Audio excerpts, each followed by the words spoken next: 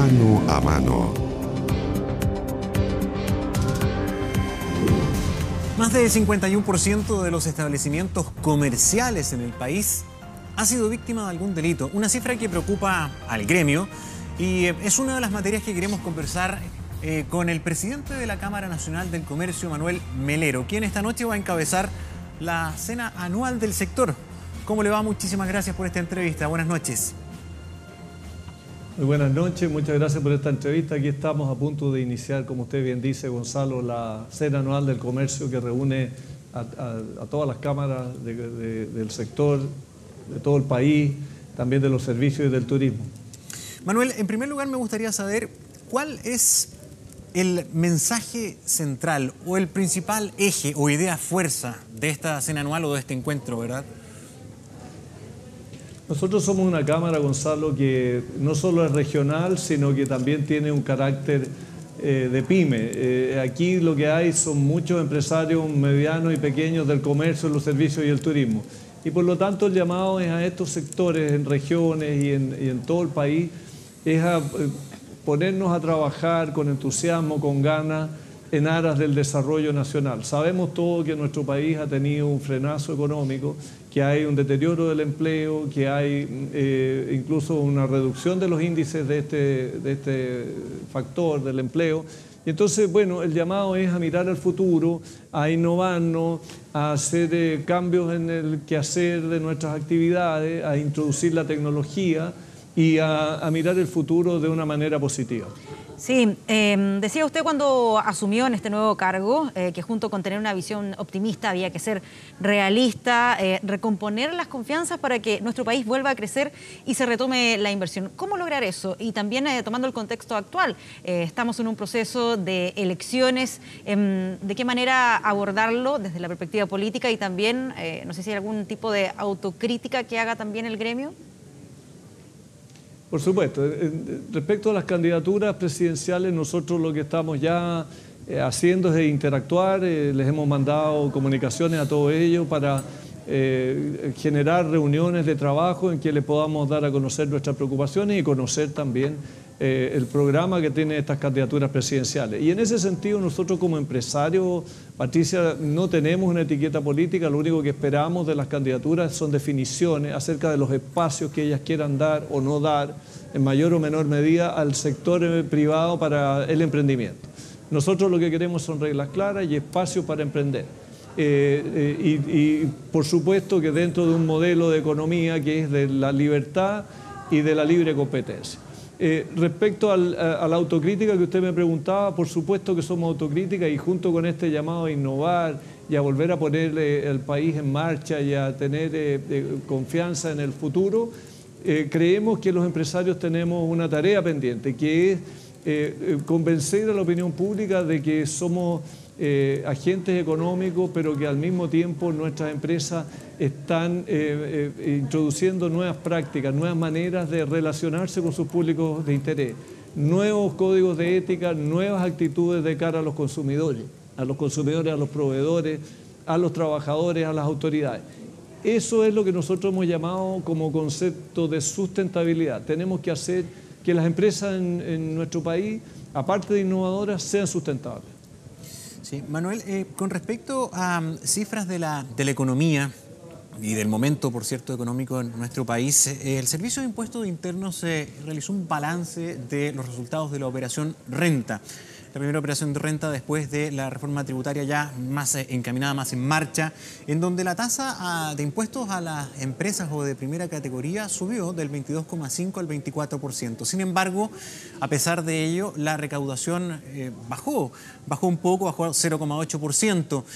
Para la tesorería, para el director del Servicio de Impuestos Internos, las razones fundamentales son la caída, sin duda, del precio del cobre, la desaceleración y también la caída del precio del dólar, del tipo de cambio.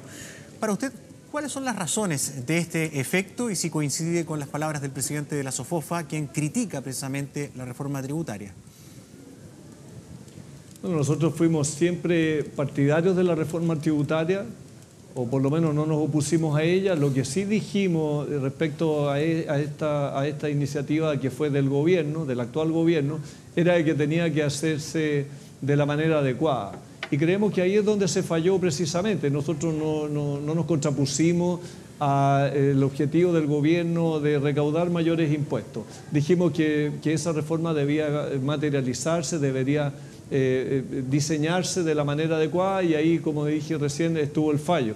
Estuvo el fallo en dos cosas: en que la recaudación no fue la estimada porque se produjo un bajón económico, por factores externos y por factores internos. Indudablemente las reformas mal ejecutadas, esta, la laboral y todas las demás señales que dio el gobierno, contribuyeron a deteriorar las confianzas, y como las confianzas se deterioraron, hubo menos inversión, y como hubo menos inversión, hubo menos actividad económica y por lo tanto menos recaudación. Entonces es una mezcla de factores. Lo que usted dice, Gonzalo, y que lo han dicho algunas autoridades económicas como el ministro Valdés y el ex presidente del Banco Central, José de Gregorio, es que hay algún factor externo también.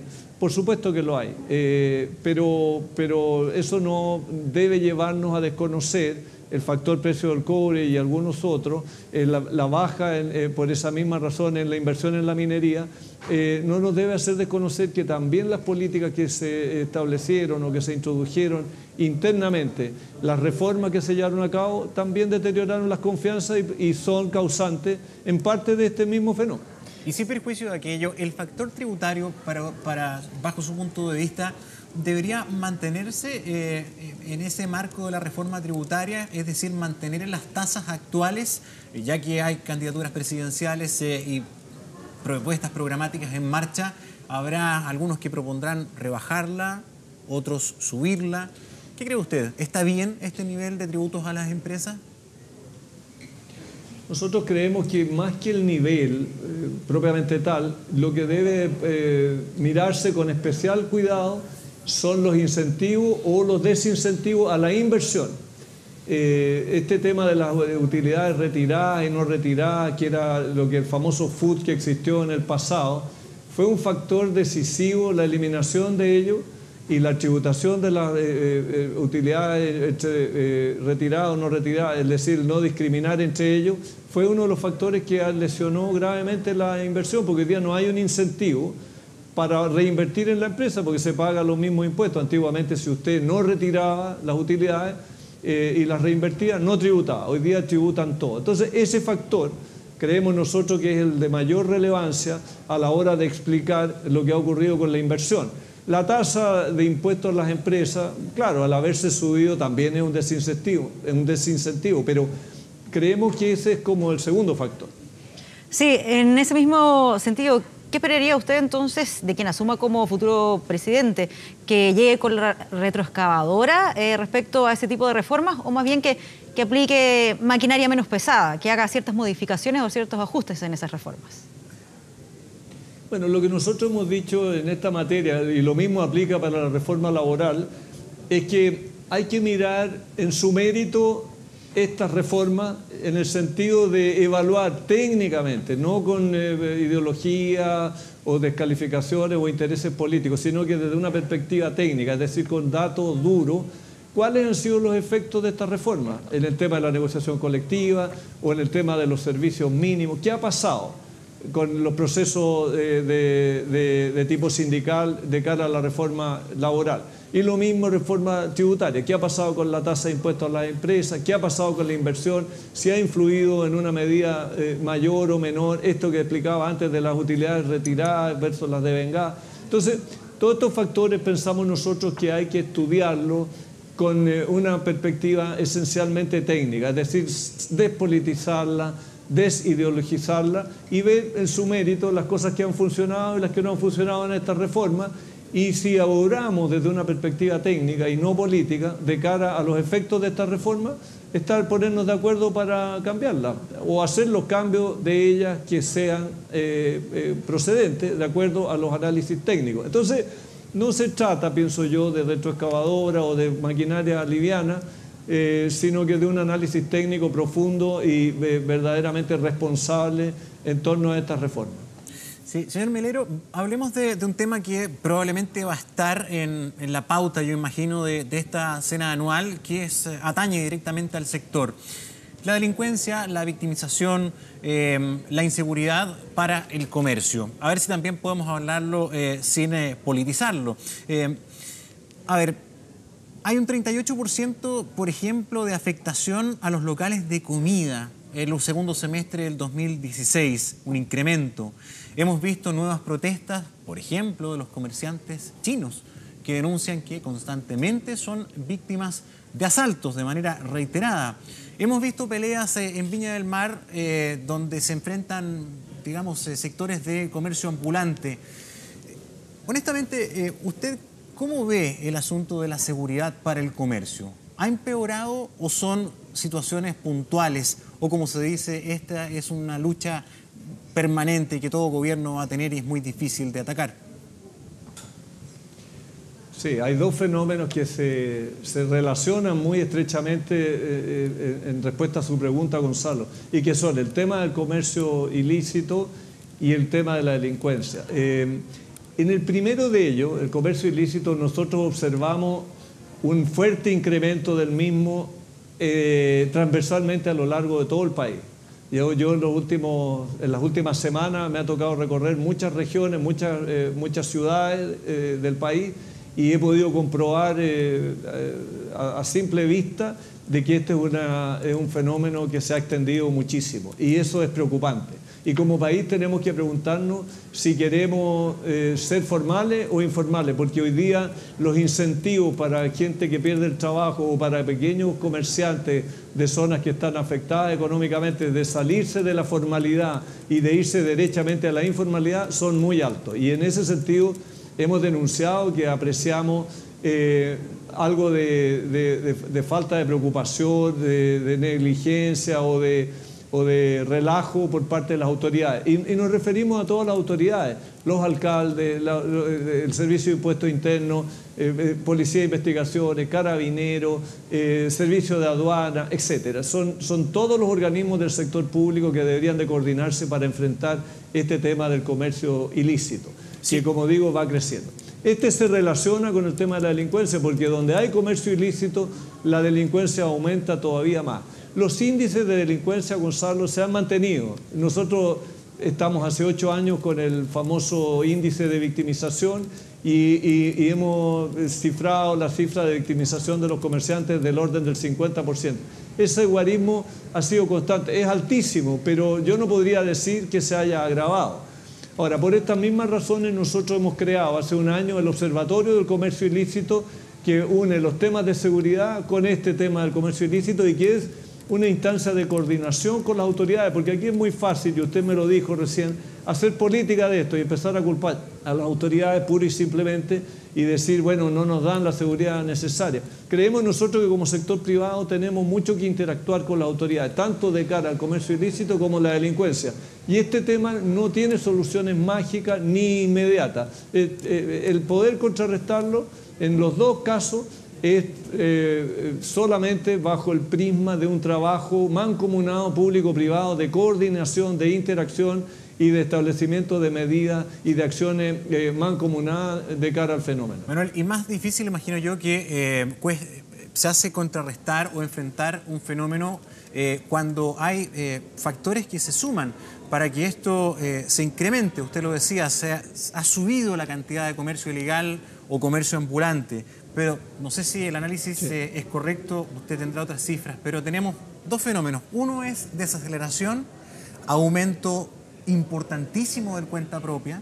Hay gente que ha visto también en el comercio, en la venta de alimentos, en la calle o de cosas ambulantes a veces como una chance de trabajar. Por lo tanto, si bien los ambulantes a lo mejor infringen la ley al no pagar impuestos o permisos, no todos los ambulantes son delincuentes propiamente tal. Y lo otro es el fenómeno del inmigrante, que ha subido también de manera exponencial y muchos de los inmigrantes también hacen comercio ambulante. Sí, yo estoy totalmente de acuerdo con usted, Gonzalo, en que el factor calle, el individuo que está ahí trabajando por cuenta propia, como dice la encuesta del INE, es la última cadena del eslabón. ¿Por qué digo esto? Porque detrás de él hay proveedores que son los que realmente lucran y con mayúsculas y con grandes cifras fruto de este comercio ilícito. Ellos son los que hay que atacar. Yo por eso que hablaba recién de la coordinación con la Policía de Investigaciones, con Carabineros y con los organismos públicos, Impuestos Internos y Aduanas, porque hay que hacer una verdadera labor de inteligencia para atacar lo que es la raíz del problema, que son estos proveedores, que son las grandes mafias, como hemos llamado nosotros, que están detrás de esta actividad y que la incentivan. Fíjense usted, Gonzalo, hoy día está lloviendo en la región metropolitana.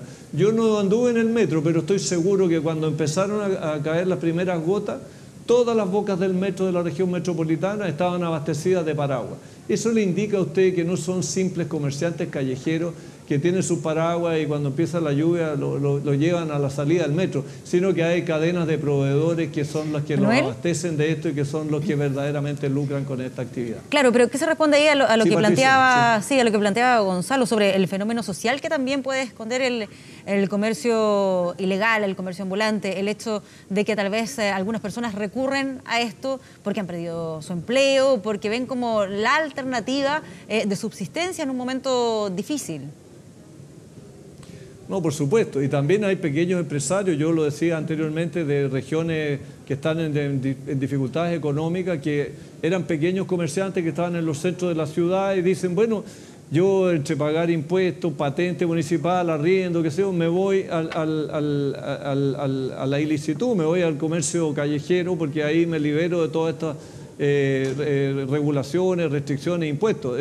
Hay un incentivo para el pequeño empresario y para la persona que a lo mejor está trabajando en el comercio y dice yo en la calle voy a ganar el doble y no estoy inventando cifras. Nosotros hemos hecho mediciones en nuestro Observatorio del Comercio Ilícito y hemos podido constatar que los ingresos de estos comerciantes callejeros en muchos casos son muy superiores a los de los propios trabajadores del comercio. Entonces, aquí hay un tema, por supuesto, social, no lo desconocemos, pero también hay una serie de incentivos que corren paralelamente al fenómeno social, que son los que complican el análisis del fenómeno y que explican por qué esto ha aumentado en una magnitud tan alarmante.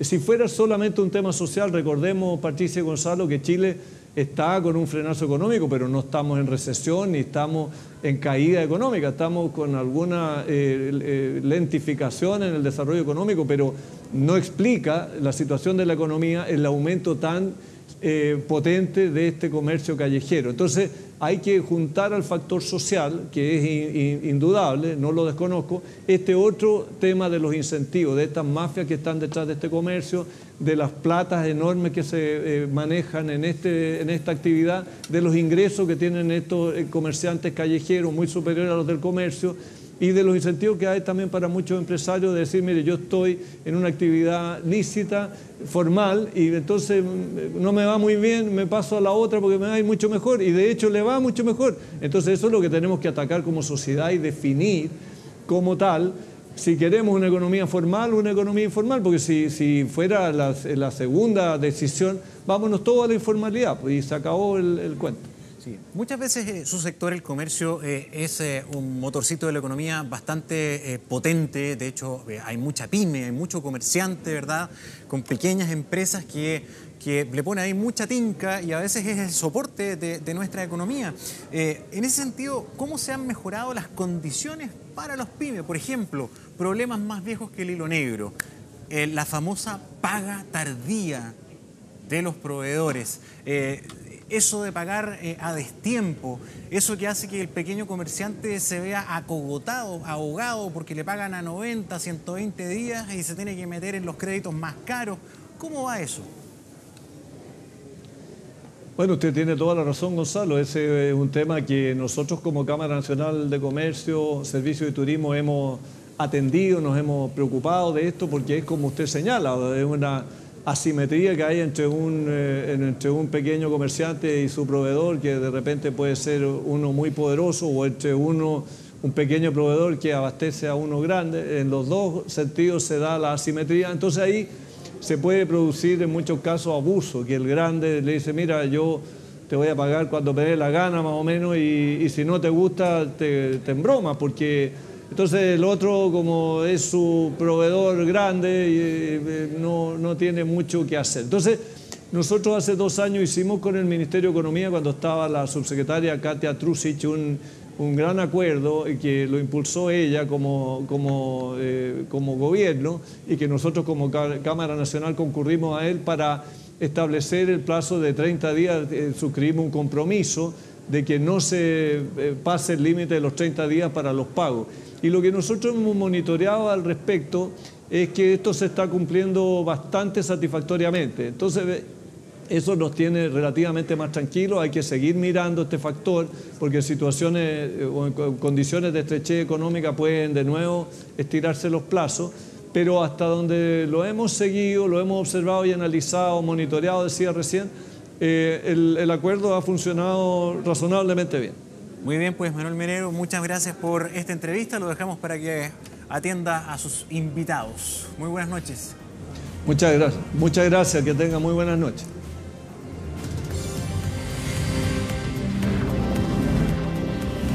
Mano a mano.